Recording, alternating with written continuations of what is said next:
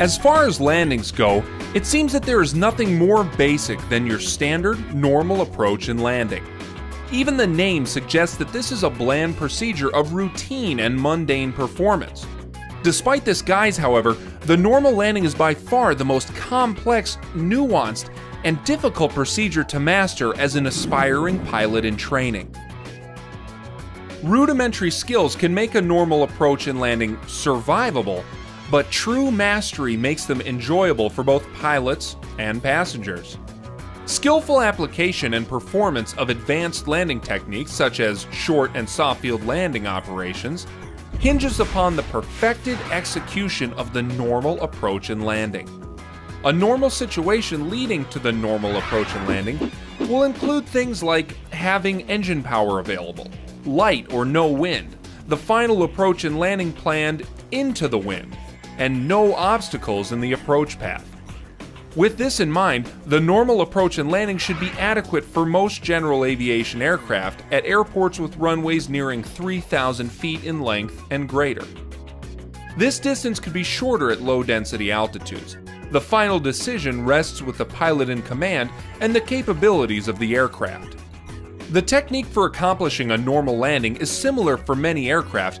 However, there are slight differences for achieving the proper performance and technique between makes and models. Always reference the appropriate aircraft flight manual or pilot's operating handbook for guidance in your aircraft, and consult an experienced certified flight instructor. This Aerocast episode will focus on the techniques outlined in the UND Aerospace standardized procedures, specifically in the Cessna 172, from traffic pattern all the way through rollout. The objective of this standardization lesson is to develop the pilot's proficiency on normal approaches and landings.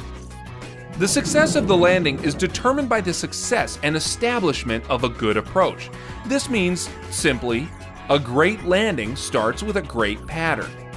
It is important to review then some specifics for the basic traffic pattern and the stabilized approach. The traffic pattern itself will be based upon a selected aiming point.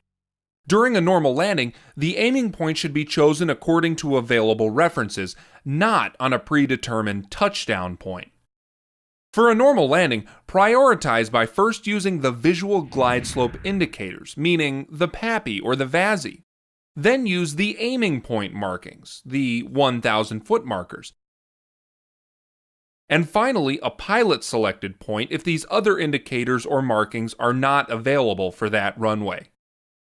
If the pilot must select a point, ensure that using this point positions the landing at least 200 feet beyond the threshold and within the first third of the runway. The touchdown point will generally be 150 to 200 feet beyond the aiming point.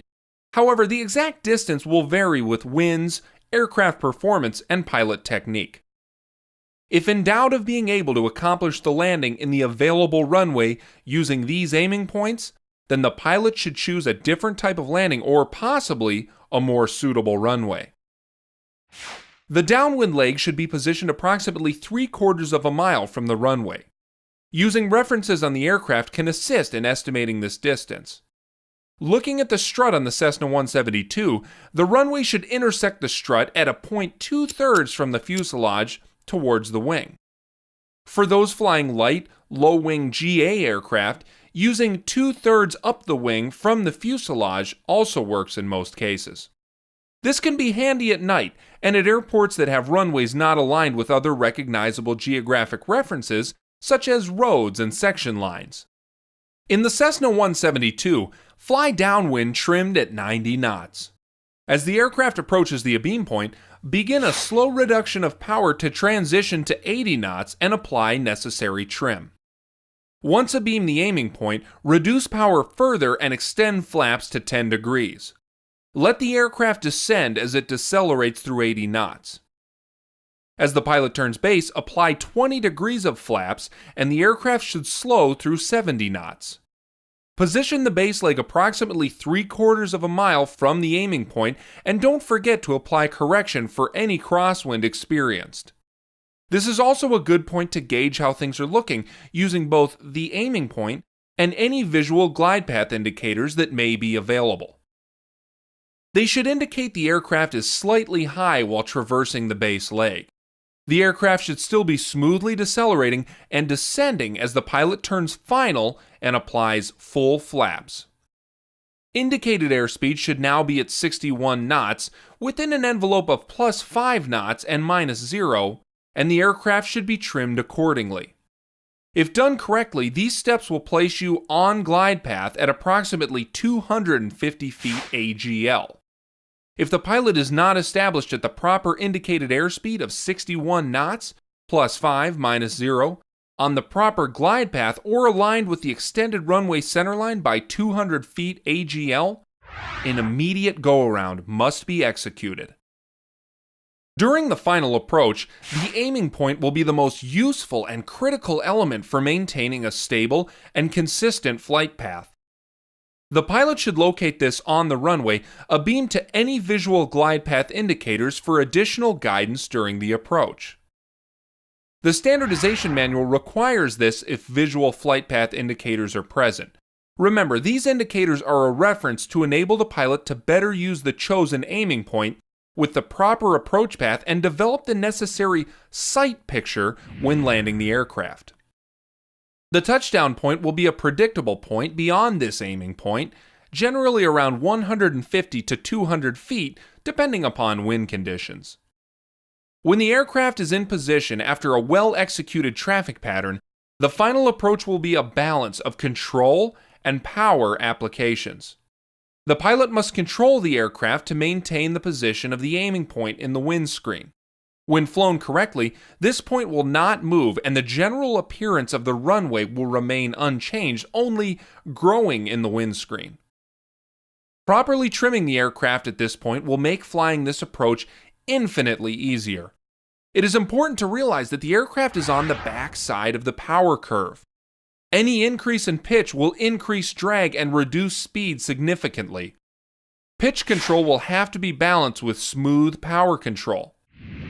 Pitch will affect airspeed the most, and power will change the flight path.